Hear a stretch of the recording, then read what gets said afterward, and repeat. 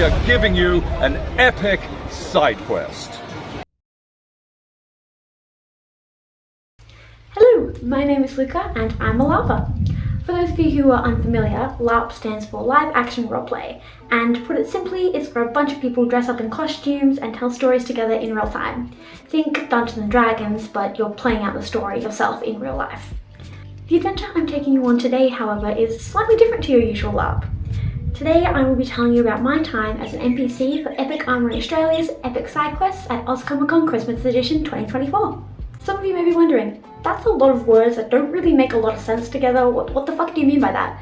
Well, actually looking back at that and at my own script writing, it doesn't really make a lot of sense. So, some context is probably helpful for you.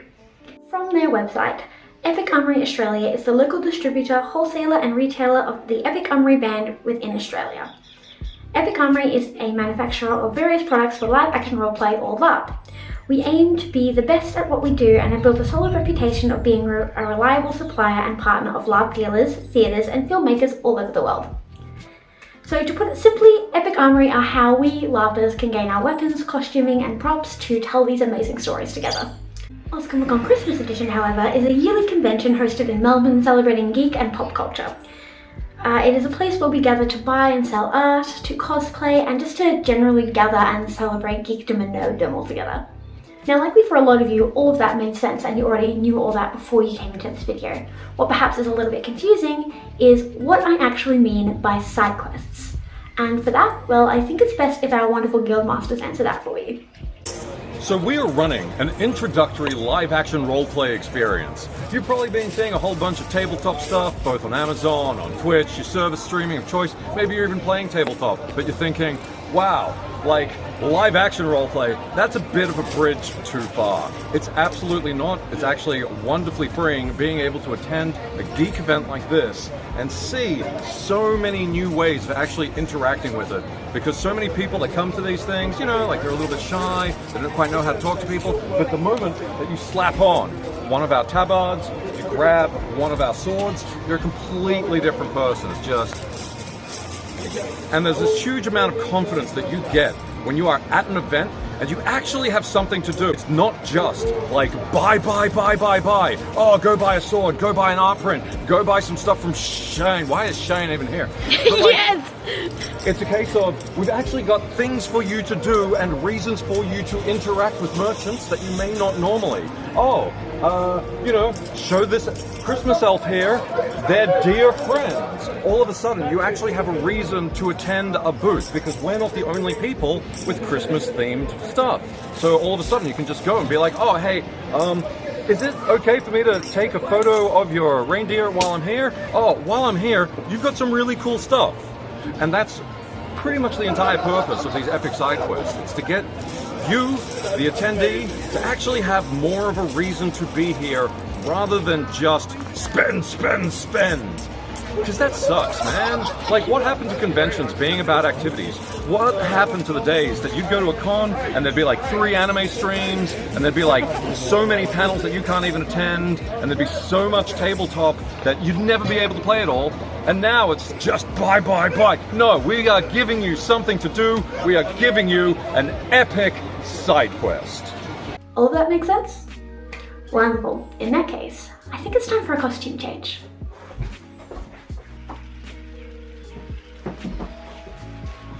Much better. Now, without further ado, let me regale you of a tale of magic, mischief and mayhem that occurred at OzComicCon Melbourne Christmas Edition 2024. Each day began exactly how you would expect. All of us NPCs would journey to the convention centre where we would gather at the guild hall to get into costume, receive any quest items we needed for the event and to receive a small briefing, including reminders to use the magnet sign-in board to show adventurers if we were in or out of play at any given time, and in the case of Sunday, any updates from the event itself. Then at 9 AM, the game began.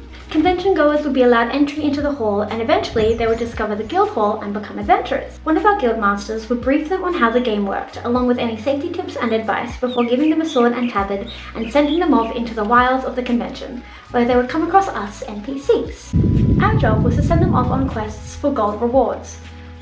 And boy did some interesting tales occur. One of these said stories was a tale of romance. two nobles from opposing families were enamored with each other, sending adventurers to send their love letters to each other back and forth throughout the day. They also sent other letters. From my perspective, it all began when myself, the Archon, received a letter from one of them stating their affections. I would later learn that this was sent by the nobleman, who later in the day sent another letter to me insulting me after I rejected said affections. Funnily enough, however, the adventurer delivered the letter to me directly in front of the nobleman, who saw me receive the letter and promptly made himself scarce of the area. Later in the day again, my companion the elf accidentally received a love letter to the noblewoman from the nobleman. We did not stop teasing them about this for the entirety of the rest of the day. We did end up learning on Sunday, however, that they had in fact eloped, hopefully to a happier life. Due to a wound acquired in the previous battle, the orc was table-bound for this event. This did not stop adventurers, however, from coming to him to have anything and everything wrapped at the Xmas wrapping station. From the swords they'd lent to the guilds, to art prints that they'd acquired in Artistelli, even to fellow NPCs and themselves were wrapped up in this wonderfully Christmassy wrapping paper. At some points, the dwarf did take over because the orc was scheduled for his regular hibernation, but the adventurers did not seem to mind. The orc also had a secondary, secret talent. They were a poet!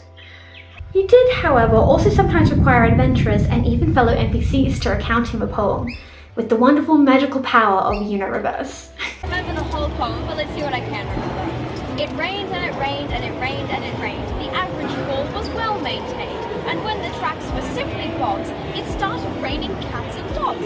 And after a drought of almost an hour, we had the most refreshing shower. There's a section here that I don't remember. And after it all, a gentle rain began to fall. Honestly, that sounds genuine. Raining cats and dogs, that sounds absolutely scrumptious. Where is this town exactly?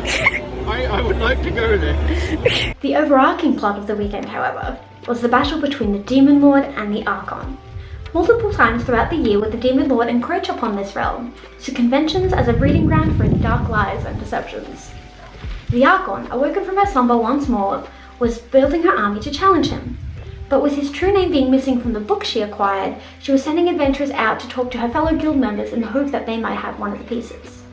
All the while, the Demon Lord started to gather his forces, and despite folk such as the elf warning them against it, many adventurers fell under his squall. At multiple points, the Demon Lord sent adventurers to attempt to slay the Archon, but each time she managed to convince them not to with the promises of gold or even saving their soul. One such time led to a rather amusing encounter, where two adventurers who had been secretly spying on the Demon Lord for the Archon were sent to humiliate them. And so, with the Demon Lord watching on, they pretended to do so, having warned the Archon ahead of time, and, well, we put on a little bit of a show. The Archon was not without her schemes, however, as she sent an adventurer to deliver the Demon Lord a poison cookie that was found at the guild hall, and even had Mariah Carey's hand cut off and delivered to the bard, who was very pleased to see her rival wounded so, in an attempt to sway the bard to her side. After many failed battle attempts or failed assassinations, both sides did learn that their adventurers were not particularly skilled in combat. So, we sent them to get training at the wonderful dueling arena. We didn't have much space as it was a smaller convention, but there was some open space towards the back of the hall behind the Xmas wrapping station where there was no booths or anything. So we just kind of claimed that area, and it ended up becoming the sort of indoor biff space for us to use. The knight, the dwarf, the swordmaster, even Krampus trained adventurers, readying them for the battle to come. During one such training exercise, there was a tragic loss.